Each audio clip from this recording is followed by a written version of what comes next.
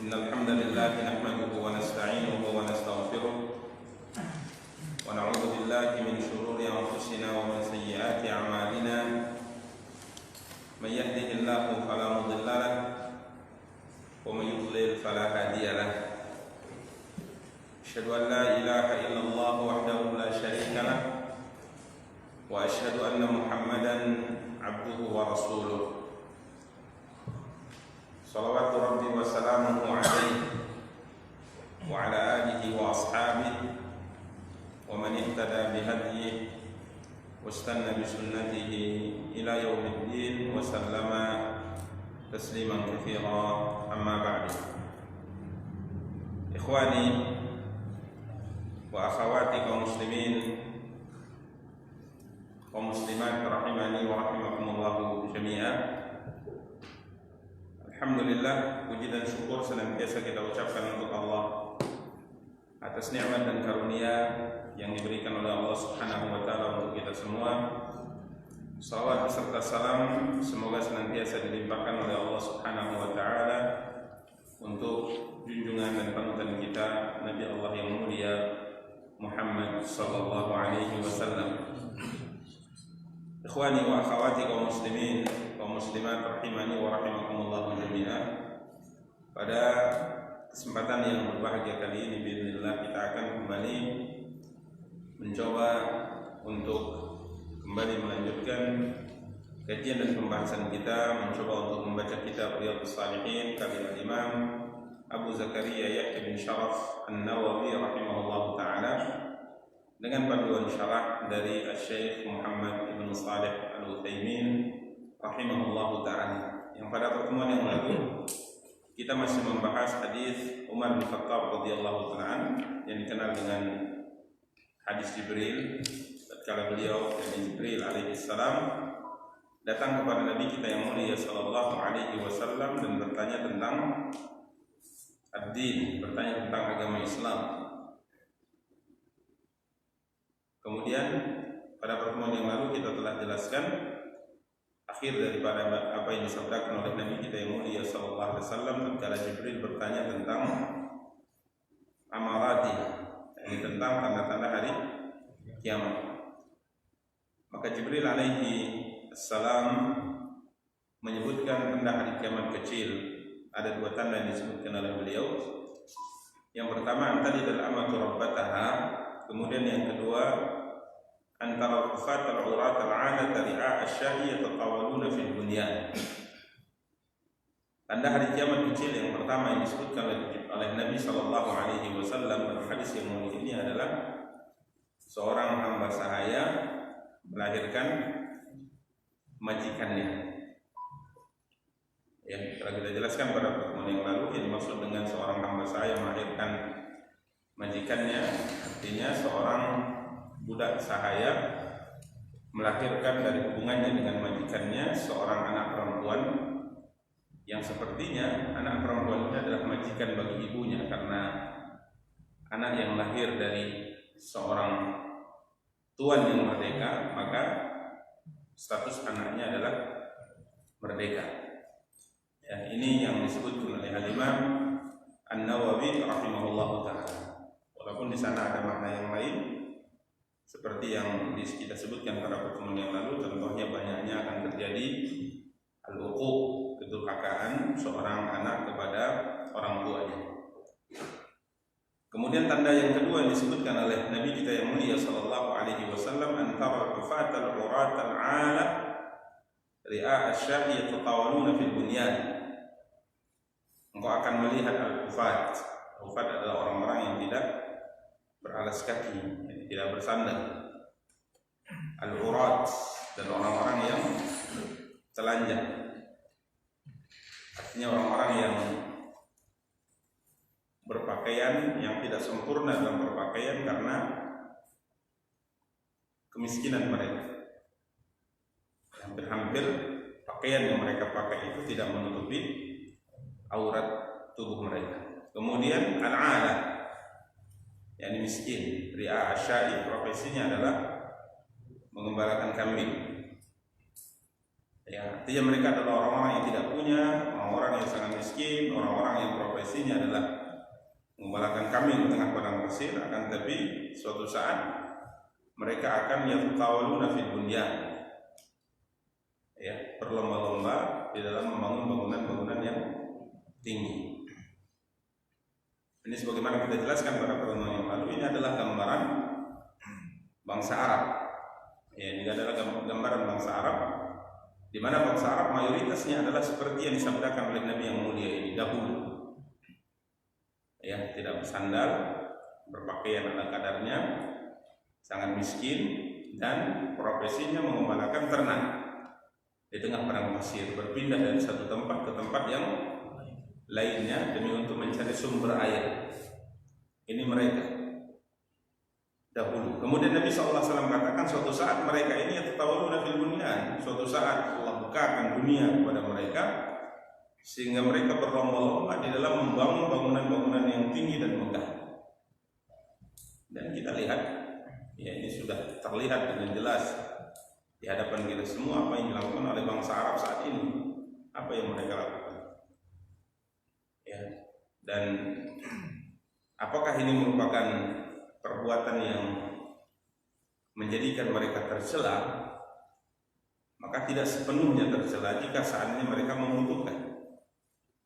Ya, karena tanda-tanda hari kiamat itu ada yang pada dasarnya tercela dan ada pada dasarnya adalah mubah.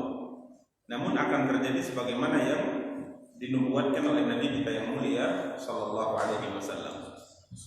Maka selama mereka membutuhkan bangunan-bangunan tinggi dan megah tersebut, ya, pada dasarnya adalah perkara yang mubah, ya. Namun tatkala mereka berbangga-bangga, bahkan mungkin sombong dengan apa yang sudah mereka capai dalam membangun bangunan yang megah dan tinggi tersebut, maka mereka berdosa dari sisi kesombongan tersebut.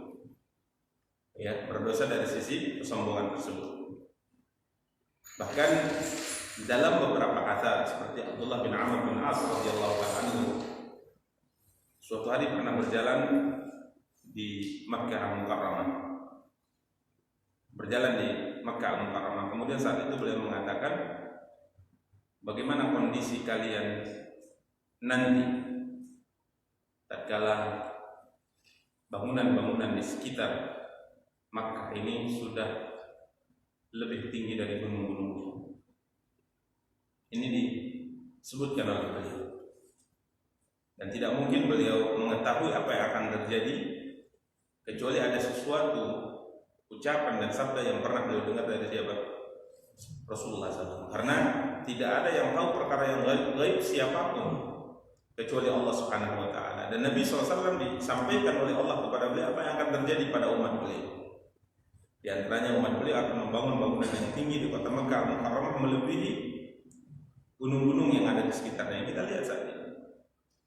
Yang menjadi perhatian kita sebenarnya bukan terjadinya sesuatu yang telah diinformasikan oleh Nabi, karena mau tak mau, dihindari atau tidak dihindari, nubuat itu pasti akan terjadi. Akan tapi yang menjadi perhatian kita adalah perkataan beliau radhiyallahu taala, "Kaifa antum?" Gimana kondisi kalian?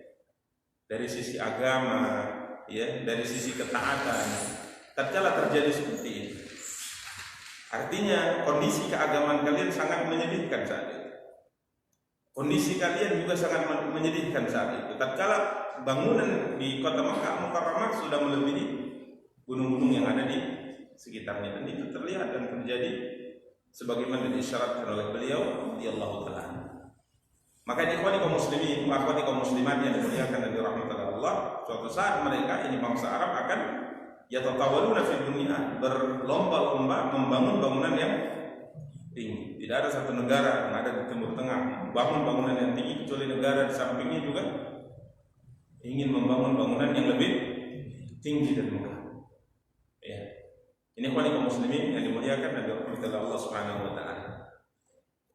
Kemudian pada pertemuan yang lalu kita telah jelaskan Jibril pun pergi, ya, beliau pun pergi setelah bertanya poin terakhir, kemudian dijawab oleh Nabi Sallallahu Alaihi Wasallam, beliau pun pergi. Habis semaniyah. Ya, maka para sahabat pun tidak lagi menyinggung pertemuan itu. Yang pada awalnya mereka bingung siapakah lelaki itu. Kiranya setelah 3 hari, ya setelah 3 hari, Nabi kita yang mulia sallallahu alaihi wasallam bertanya kepada Umar, "Ya Umar, atadri man as-sa'il? Ya Umar, tahukah kamu siapa yang bertanya 3 hari yang lalu?" Ya. Umar tentunya tidak tahu. Mereka hanya heran, orang yang tidak dikenal, ya, datang dengan penampilan sangat rapi dan bersih dan bertanya kepada Nabi sesuatu, dijawab dan beliau juga membenarkan. Jadi Umar sendiri tidak tahu. Dan ini biasa. Seperti misalnya Nabi kita yang mulia sallallahu alaihi wasallam bertanya kepada Ummu Salamah, "Tahukah kamu siapa laki-laki tadi yang menemui saya di luar?" Salamah mengatakan itu Dihya al-Kalbi. Maka Nabi SAW mengatakan bukan, itu Jibril. Jadi Jibril sering menjumpai Nabi SAW dalam rupa seorang laki-laki. Dilihat oleh para sahabat, dan para sahabat menyangka itu bukan malaikat. Ya, ini kaum muslimin wa akhwati kaum muslimat yang dimuliakan dan dirahmati Allah. Maka apa jawaban Umar tatkala ditanya oleh Nabi kita yang mulia sallallahu alaihi wasallam? Umar menjawab, "Allah wa rasuluhu a'lam." Allah dan Rasulnya yang lebih mengetahui.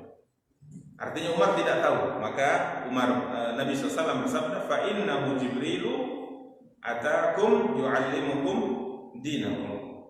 Sesungguhnya beliau adalah Jibril yang datang kepada kalian mengajarkan agama kalian. Jadi pengajaran yang dilakukan oleh Jibril dengan apa?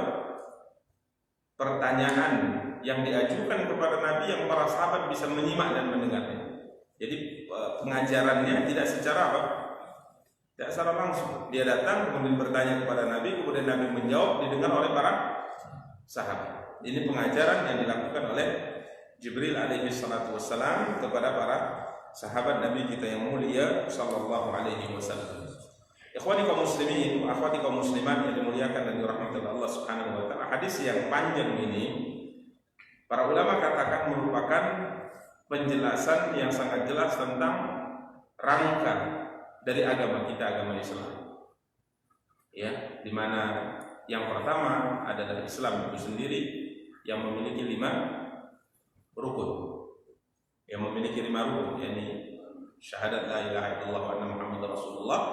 Kemudian yang kedua menegakkan salat, kemudian yang ketiga menunaikan zakat, yang keempat berpuasa di bulan Ramadan, yang kelima melaksanakan ibadah haji ke Baitullah jika seandainya memiliki kemampuan.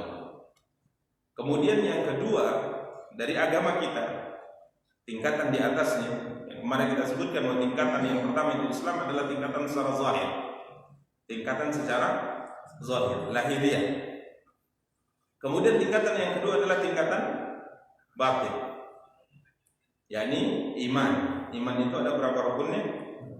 Ada 6. Beriman kepada Allah yang pertama, beriman kepada malaikat, beriman kepada kita, beriman kepada Rasul, beriman kepada hari akhir, dan yang terakhir yang ke-6 beriman kepada takdir yang baik maupun takdir yang buruk. Ya, takdir yang baik maupun takdir yang buruk. Kemudian tingkatan berikutnya, ini tingkatan yang lebih tinggi dari tingkatan yang pertama dan kedua, ini tingkatan ihsan. Dan ihsan memiliki 2 rukun. Ya, ta'budallaha ka'annaka tarah, beribadah kepada Allah seakan-akan kau melihatnya. Jika seandainya tidak mampu, maka beribadahlah kepada Allah. Beribadah kepada Allah dengan keyakinan bahwasanya Allah melihatmu.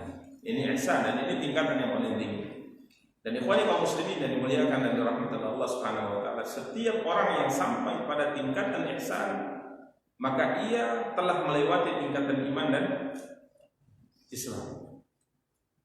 Dan setiap orang yang sampai pada tingkatan iman, belum tentu ia sampai pada tingkatan ihsan, namun ia pasti sudah melewati tingkatan Islam. Dan orang yang sampai pada tingkatan Islam, tingkatan yang pertama, belum tentu ia sampai pada tingkatan iman, apalagi ihsan.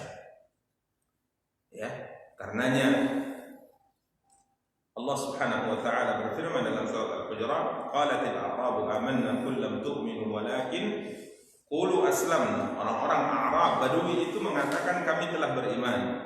Maka katakan kepada mereka, ya Muhammad, qul lam tu'minu, kalian belum sampai pada tingkatan iman, tapi ucapkanlah apa? Aslamna, kami sudah masuk Islam. Karena iman itu di atas Islam. dan ihsan itu di atas iman.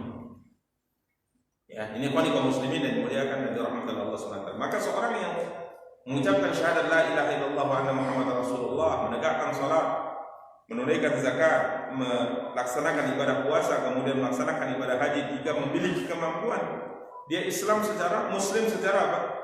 Zahir. Muslim secara zahir. Apakah dia mukmin? Tergantung sejauh mana agama yang ada dalam dadanya, agama yang ada dalam hatinya, sehingga menaikkan dia pada tingkatan berikutnya. Makanya kaum muslimin yang dimuliakan dan dirahmati Allah, tatkala seorang hamba dinyatakan muslim atau menyatakan dirinya muslim, tapi pada tingkatan Islam dia tidak jalankan, ini sebenarnya masalah yang rumit. Ini tingkatan dasar, tingkatan awal, timbangan zahir, syahadat la ilaha illallah wa anna Muhammadar Rasulullah, kemudian menegakkan apa? Salat ini. Yang membedakan antara kita dengan orang kafir adalah salat.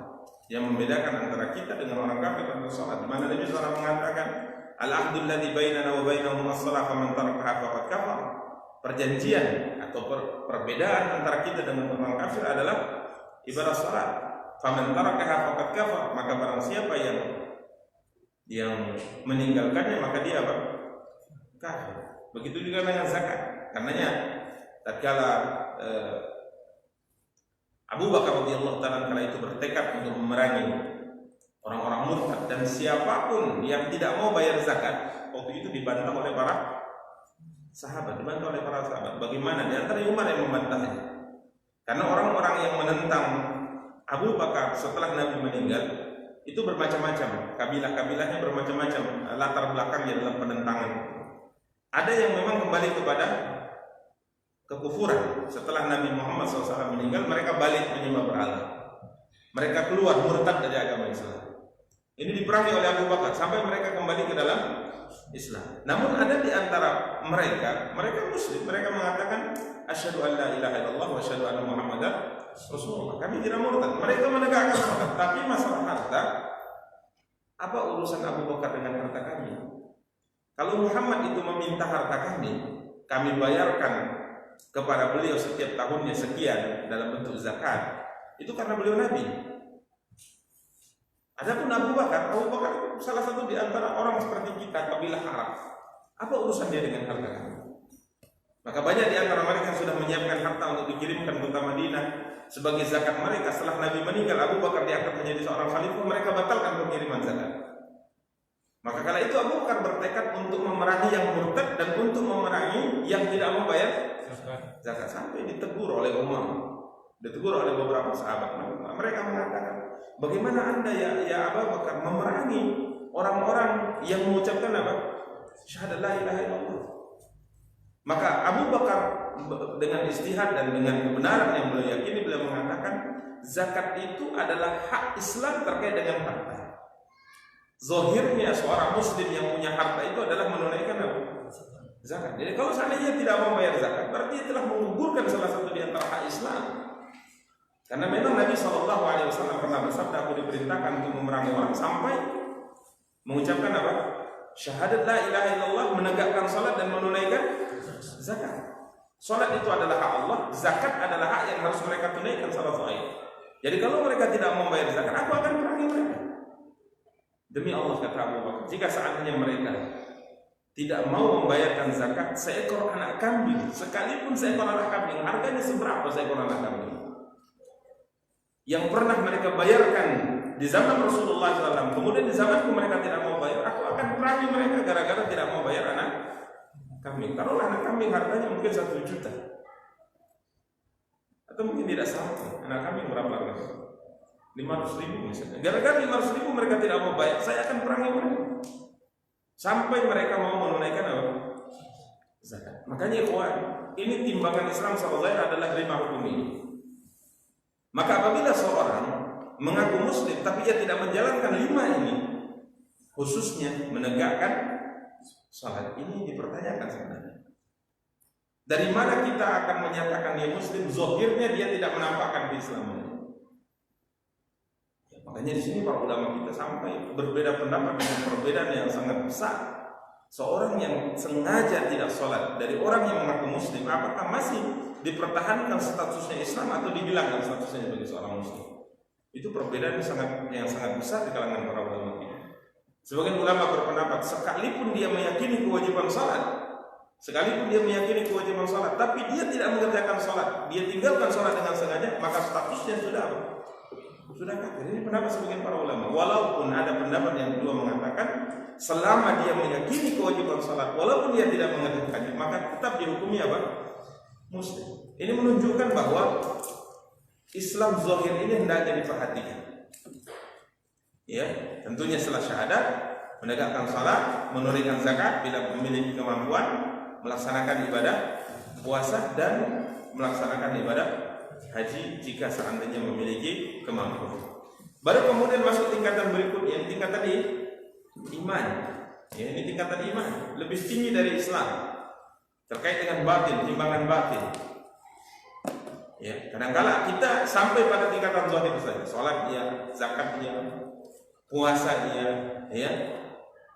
Secara zahir kita mengucapkan syahadat. Akan tapi kadang-kala agama ini belum masuk ke dalam hati kita. Belum masuk ke dalam hati kita tatkala kita membahas tentang iman kepada Allah, iman kepada malaikat, iman kepada kitab. Kita hanya mengimani secara zahir saja.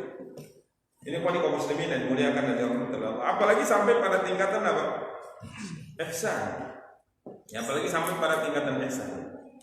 Maka hal yang terkait dengan bab ini adalah ihsannya, karena bab ini berkaitan dengan apa? Muraqabah. Bab selalu merasa diawasi oleh Allah Subhanahu wa taala. Ini tingkatan ihsan. Ya, ini tingkatan ihsan. Maka orang yang sampai pada tingkatan ihsan walaupun pada rukun yang minimal yang kedua, dia sudah sampai pada tingkatan yang sangat tinggi dan mulia. Bahkan para ulama mengatakan ini adalah puncaknya tingkatan Islam dan cita-cita setiap muslim sampai pada tingkatan ini. Beribadah kepada Allah seakan-akan melihat Allah, bukan dengan penglihatan mata. Bukan dengan penglihatan mata yang bisa diterjemahkan orang dengan membayangkan seakan-akan dia melihat Allah. Ini tidak benar. Maksudnya penglihatan dengan hatinya. Ini maknanya. Jadi jangan antum pahami seakan-akan melihat Allah, dan antum dengan mata antum memandang sesuatu yang kayaknya Allah sepertinya seperti itu. Bukan. Penglihatan hati. Artinya dengan mengenali sifat yang dimiliki oleh Allah, kita seakan-akan melihat Dia Subhanahu wa taala di dalam hati kita.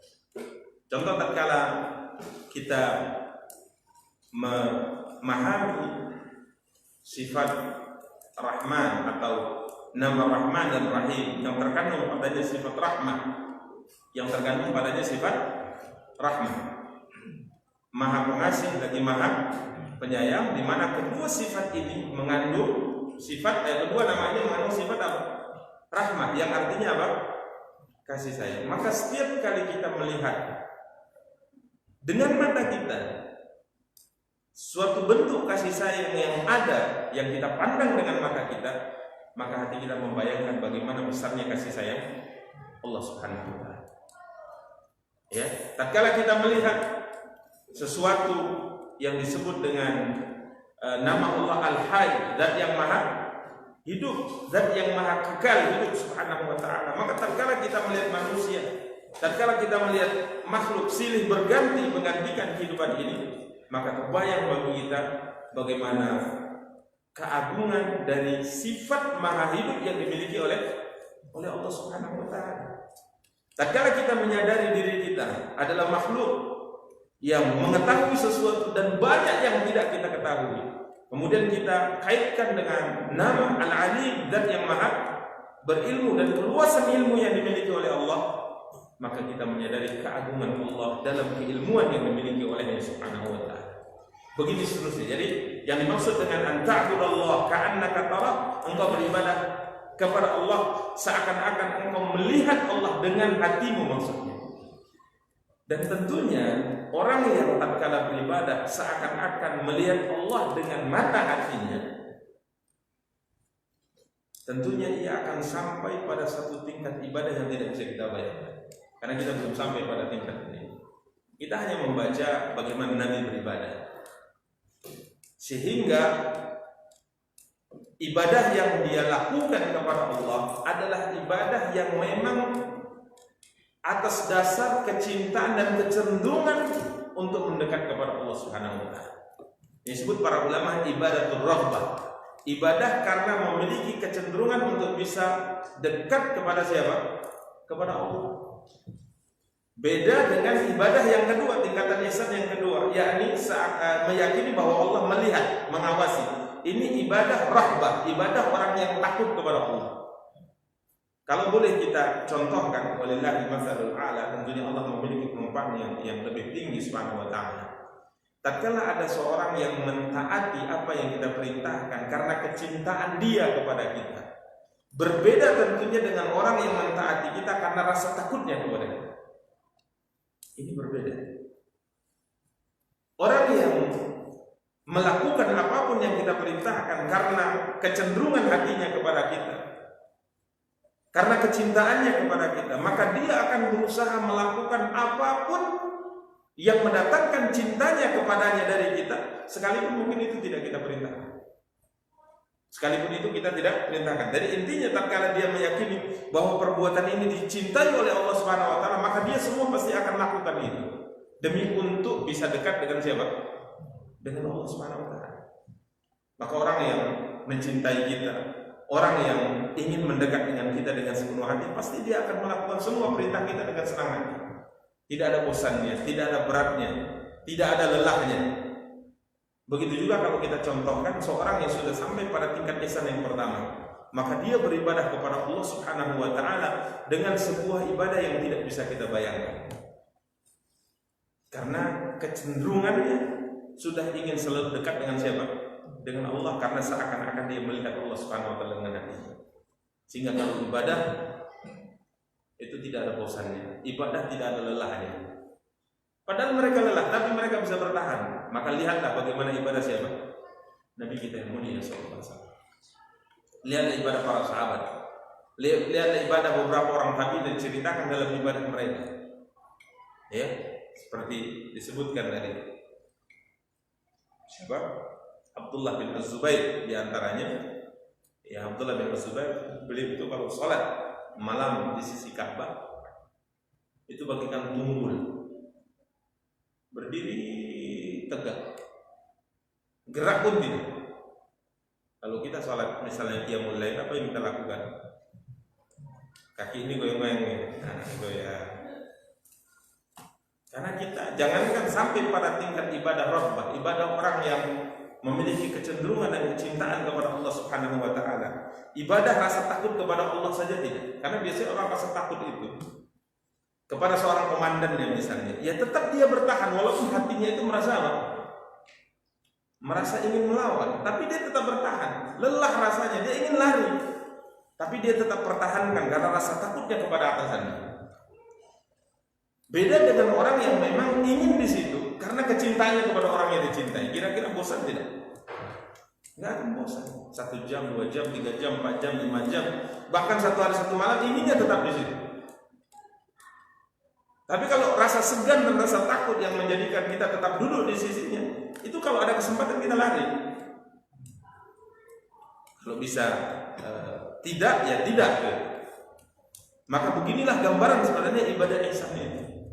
Makanya sampai pada tingkat rasa takut kepada Allah sehingga kita walaupun berat kita tetap bertahan, itu kadang-kala berat bagi kita. Mungkin kita susah sampai ke tingkat itu, apalagi ibadahnya sampai pada ibadah apa? Raghbah. Makanya Abdullah bin Az-Zubair disebutkan tatkala beliau salat malam, beliau tegak berdiri bagaikan tunggul, tidak goyang sedikit. Ya, bahkan tatkala terjadi perang antara beliau dengan Hajjaj bin Yusuf sampai akhirnya beliau terbunuh. Waktu itu pasukan Hajjaj bin Yusuf dari Jabal Abi Qubais, dari gunung-gunung yang ada sekitar Ka'bah itu, mereka serang Abdullah bin Zubair yang bertahan dengan pasukannya di mana? Di Ka'bah dengan menggunakan menjadi batu-batu besar. Ka'bah dihujani dengan batu-batu besar oleh Hajjaj bin Yusuf ini. Padahal Abdullah bin Zubair dengan para tentaranya bertahan di dalamnya. Di waktu sholat malam Abdullah bin Zubair tetap apa? Sholat. Walaupun batu itu menghantam dengan keras beberapa tempat tidak mengenai beliau tetap lanjutkan sholat. Ini Abdullah bin Zubair. Ya, makanya kita bisa bayangkan bagaimana seorang sahabat yang tatkala terpanah ya, Dalam hadis dia sedang sholat, dia terpana. Kemudian dia pertahankan, dicabut anak panah, dilanjutkan sholatnya. Kemudian setelah terkena panahan yang berikutnya, maka dia persingkat sholatnya. Kemudian setelahnya dia bangunkan Ammar bin Yasir. Maka Ammar bin Yasir bertanya kepadanya, kenapa tidak engkau bangunkan aku di panah yang pertama?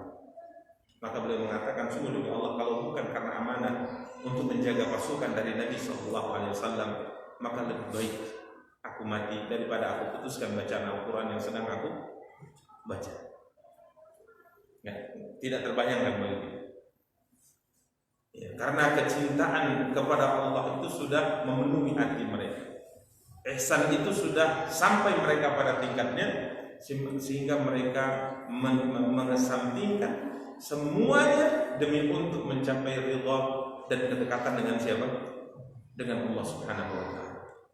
Ini kaum muslimin yang dimuliakan dan dirahmati Allah. Sehingga mereka dapati bahwa ibadah kepada Allah itu bagikan seorang yang kehausan di tengah padang pasir, di bawah terik matahari yang sangat panas, kemudian mereka mendapatkan air dingin. Itulah rasa ibadah yang mereka rasakan. Kalau kita kan tidak. Ibadah itu bagi kita mungkin masih seperti air minum tatkala kita berada di pinggir sungai. Jadi masih ya, kalau mau minum silahkan, kalau enggak juga tak masalah. Maka ini cita-cita terbesar agar kita bisa sampai ke tingkat ini butuh perjuangan. Dan untuk menggambarkan ini sebenarnya kita tidak mampu karena kita belum sampai pada tingkat ini. Kita hanya bisa mentelaah dan membaca cerita-cerita yang terjadi, yang dialami, yang diceritakan kepada kita dari orang-orang terdahulu, ini orang-orang yang kita lihat mereka telah sampai pada tingkat apa? Tingkat ihsan. Demikian kaum muslimin wa akhwati kaum muslimat yang dimuliakan dan dirahmati Allah Subhanahu wa taala, apa yang dapat kita sampaikan insyaallah kita akan lanjutkan pada pertemuan yang akan datang. Kita cukupkan. Subhanallah wa bihamdika asyhadu an la ilaha illa anta astaghfiruka wa atubu ilaik. Wassalamualaikum warahmatullahi wabarakatuh.